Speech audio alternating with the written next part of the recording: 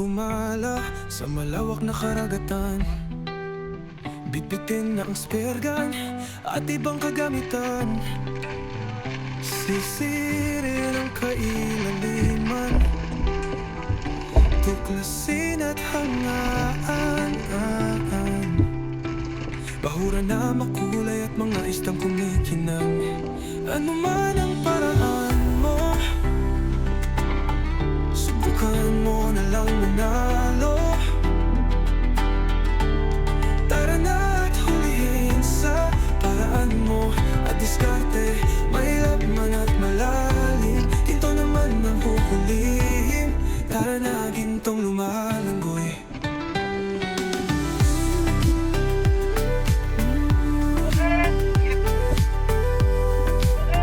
Piliin mong maging parehas ang paraan. Huwag mong sirain ang karagatan. Magpasalamat sa biyaya na galing sa ating inang dagat. Tayo na at malaman na di tayo isang talunan. Pag dagat ang pinag-usapan, umpisahan na ang labanan. Sisid na pero ano man ang paraan mo, subukan mo na lang manalo. Alright, naka-ready na mga lods. Ito na si Bro Dave, oh. Si Otto na dito sa baba. Pangaba na rin ako.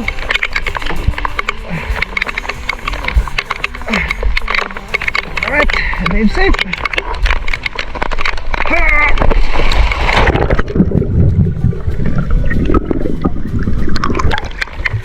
Sabi, tangan ka. Warm up tayo. Nagdalin nyo ang pa. Huwag mong sirain ang karagatan. Magpasalamat sa biyaya na galing sa ating inang dagat. Tayo na at malaman na di tayo isang talunan. Pag dagat ang pinag-usapan, umpisahan na ang labanan. Sisid na pero ano man ang paraan mo, subukan mo na lang manalo. Tara na at hulihin sa paraan mo at diskarte. Mahilap man at malalim, ito naman ang huhulihin. Tara na, gintong lumago.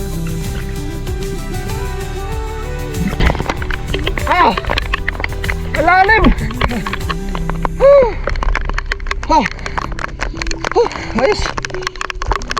Welcome back sa panibagong adventure, panibagong pagsisid. Halos 2 oras din ang biyahe patungo sa spot na to. Umalis kami ng napakainit ng sikat ng araw. Tapos dumating kami sa spot na to na napakalakas ng ulan. Napakaulan na umaga mga lods. At kasama ko sila Utol, si Bro Dave at saka ang bangkero. Spear gun loaded na kaya let's go! Unang drop sa araw na ito. At ito yung bahura kung saan marami ang base drummer. Dito kami unang bumaba at paanod lang muna dahil may konting current. Habang malapit ng lumapat sa bahurang ito, napansin ko sa may bandang kaliwa napakaraming base drummer at labas-pasok dyan sa may mga crack na yan na bato. Nang makalapat na nga sa bahura, nagmasid muna ako sa paligid baka kasi may mas malaki at yun ang matira. Pero sadyang malalayo sila. Mahilap na rin kasi ang mga base drummer na to. Ayaw nang lumapit. Kaya ayaw na nga. Wala talagang lumapit. Kahit nagantay na ng matagal, sadya talagang mahilap sila. Kaya ginawan ko na lang ng paraan.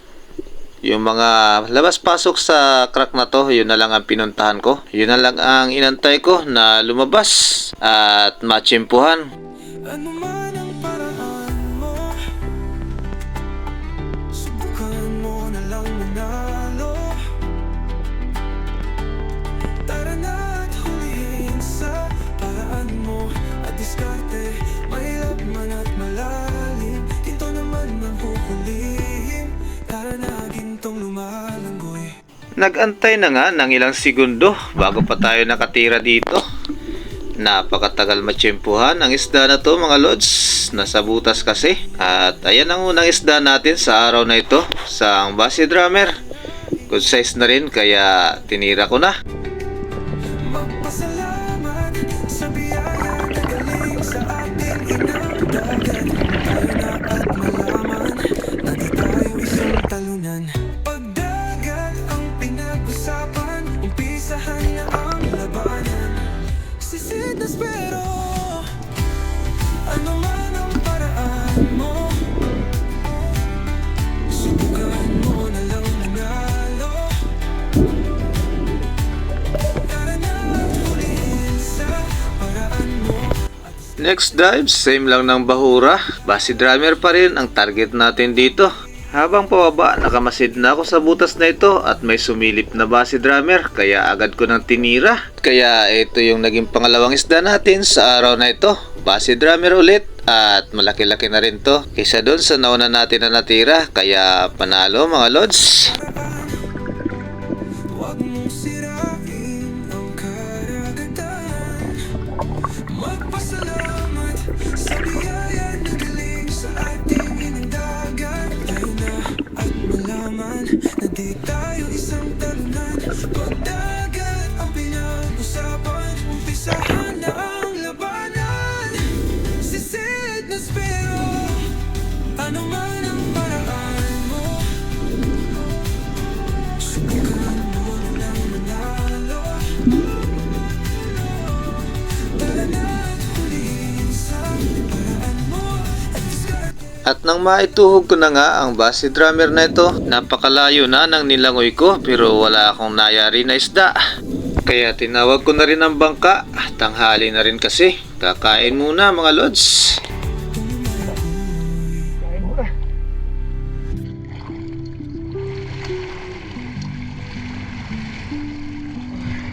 Ano pala? Ano man ang paraan mo, subukan mo na lang manalo. Ayos ba, Brad? Ano ba? Tara na at hulihin sa paraan mo. Diskarte, may laban at malalim. Ginto naman ang huli. Tara mo, ginto naman. Tapos na. Nadali mo. Bluefin, surat, tsaka base drummer.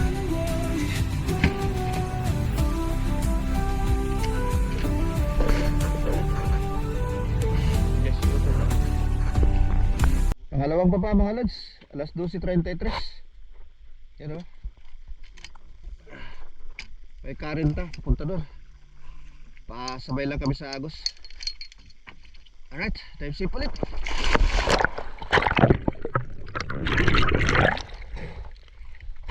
Pagkababa ng bangka, kasagad ng rubber kasi may nakita na ako na isang barakuda. Naghunt ng makakain niya kaya busy.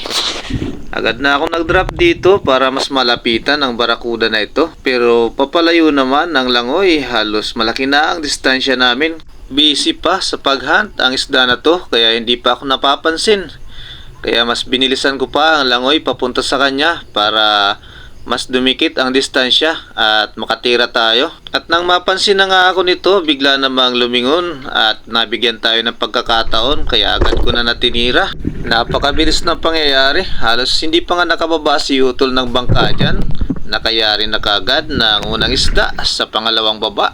At ito ay isang barakuda. Malaki-laki na rin to mga lods kaya panalong panalo. Alright. Ano man ang paraan mo, subukan mo na lang manalo. Ha! Manabang! Kaubalang ng bangka mga lods. Pinagpakita ka agad. Man at malalim, dito naman ang huhulihin. Tara na gintong lumalanggoy.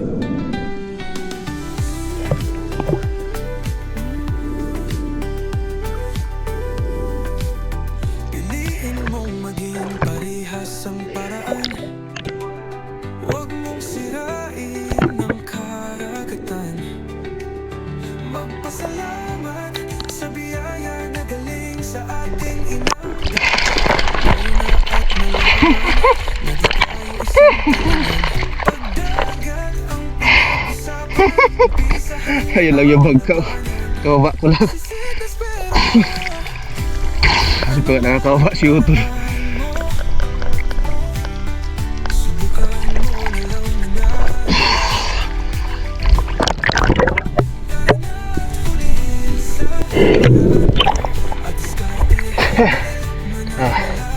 Down.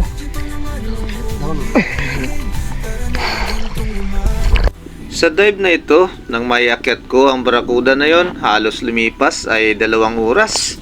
Wala kaming nayari na isda. Mahaba ang nilangoy at maraming dive ang nangyari.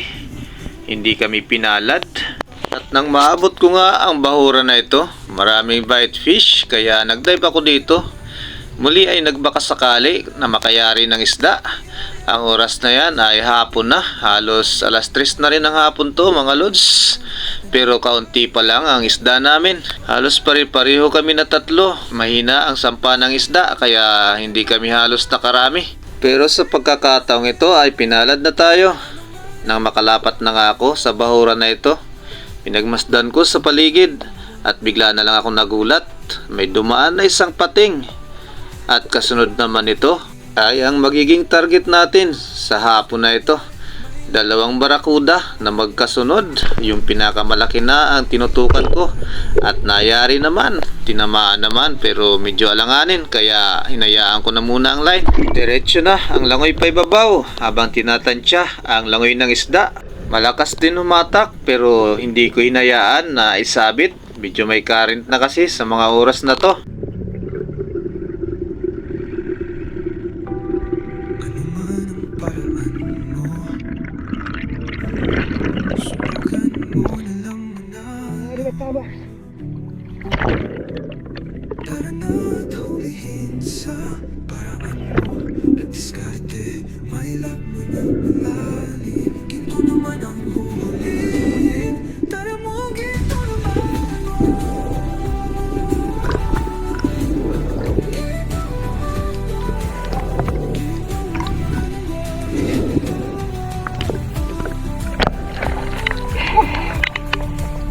Lakas pang batak. Ah!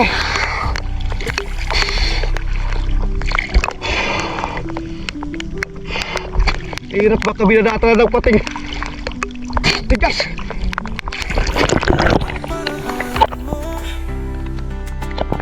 Subukan mo na lang manalo. Tara na't hulihin sa paraan mo. At diskarte, mahirap man at malalim. Ito naman ang huhulihin. Tara na gintong lumalanggoy.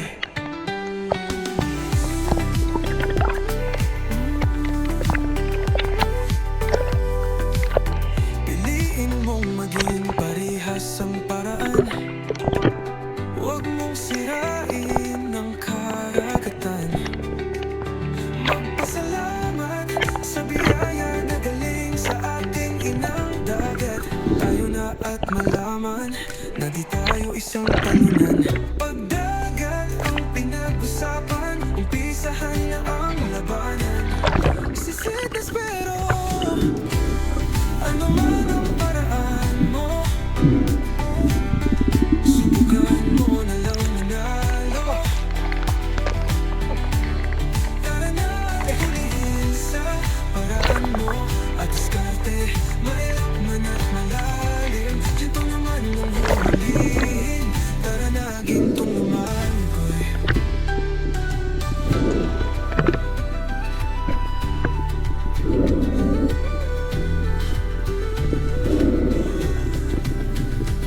Piliin mo maging parehas ang paraan.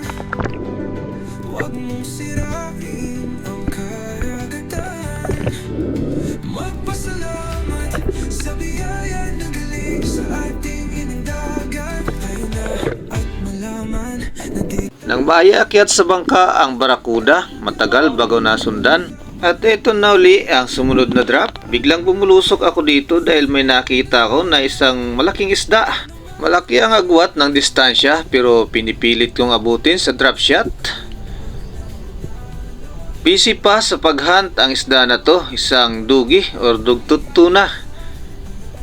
Akala ko ay hindi nababalik. Nang huminto ako sa paglangoy at nasa may bandang gitna, andyan na ang isda na to. Kaya agad ko na natinira dahil napakalapit na.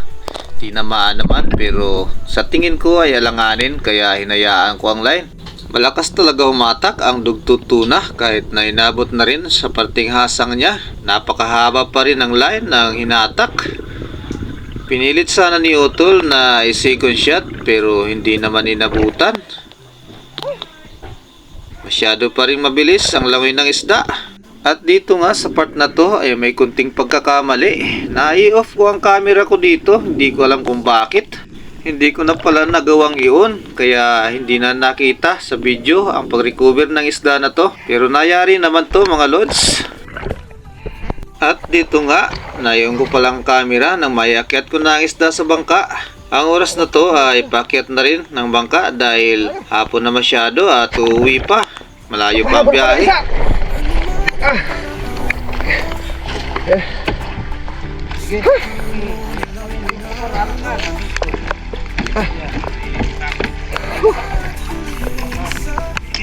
Abot na rin.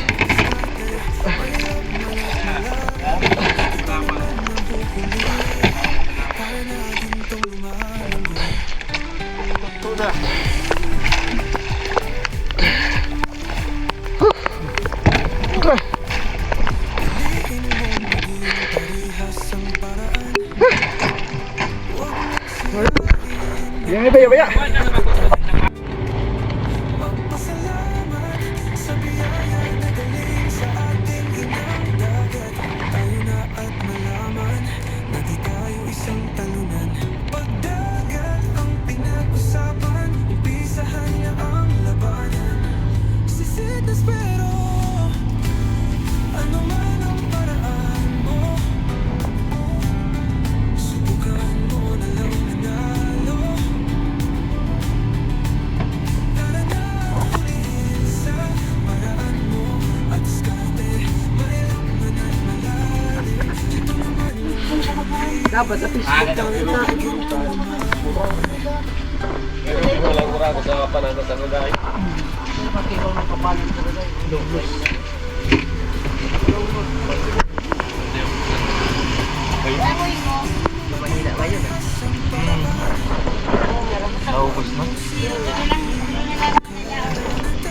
Okay bro Dave.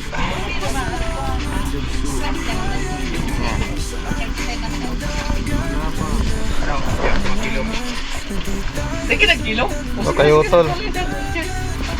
Ay, friend, magpatawag ka na. ako na ano, busuan. Ito na yung bayad ng tatlong isda. Ayan o. 2,680. Itong tatlo. Saka itong dugi. Panalo.